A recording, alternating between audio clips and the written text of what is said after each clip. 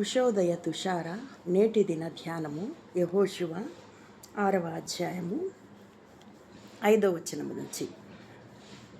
మానక ఆ కొమ్ములతో వారు ధ్వని చేయుచుండగా బూరధ్వని వినినప్పుడు జనులందరూ ఆర్భాటముగా కేకలు వేయవలెను.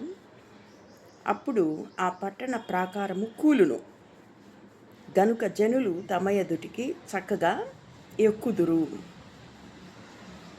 మానక కొమ్ములతో ధ్వని చేయవలెనని యెహోషువ ఇశ్రాయేలుకు ఆజ్ఞాపించి ఉన్నారు. అంతేకాకుండా బూరధ్వని కూడా అవసరమే, కేకలు కూడా అవసరమే.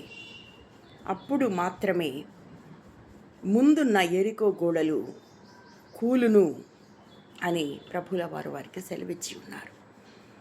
నా ముందు ఉన్నటువంటి యెరికో గోడల లాంటి సమస్యలు, అశాంతి, అసమాధానము, అనారోగ్యం, అప్పులు, ఆర్థిక ఇబ్బందులు, అనేక సమస్యలు యెరికో గోడ వలె మన ముందు భయపెడుతూ నిలబడి ఉన్నవి.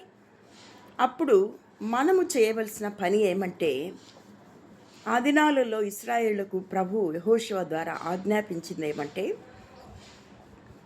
మానక కొమ్ములతో ధ్వని చేయవలెను. ఈ ధ్వని ప్రార్థనకు సాదృశ్యమై ఉన్నది. కేకలు ప్రార్థనకు సాదృశ్యమై ఉన్నవి. బూరధ్వని ప్రార్థన విజ్ఞాపనలకు సాదృశ్యమై ఉన్నది. కనుక ఎదురుగా ఉన్న యెరికో లాంటి సమస్యలు, అప్పులు, ఆర్థిక ఇబ్బందులు, అనారోగ్య సమస్యలు, అశాంతి, అసమాధానము, అనేక సమస్యలు యెరికో గోడల వలె ఎత్తుగా మన ముందు భయపెడుతూ నిలబట్టి ఉన్నప్పుడు మనము భయపడనక్కరలేదు. కేకలు, బూరధ్వని అనేటటువంటి ప్రార్థనలను విని దేవుడు మన ముందున్న సమస్యలను యెరికో గోడల వలె కూలదోసేవారుగా ఉంటూ ఉన్నారు.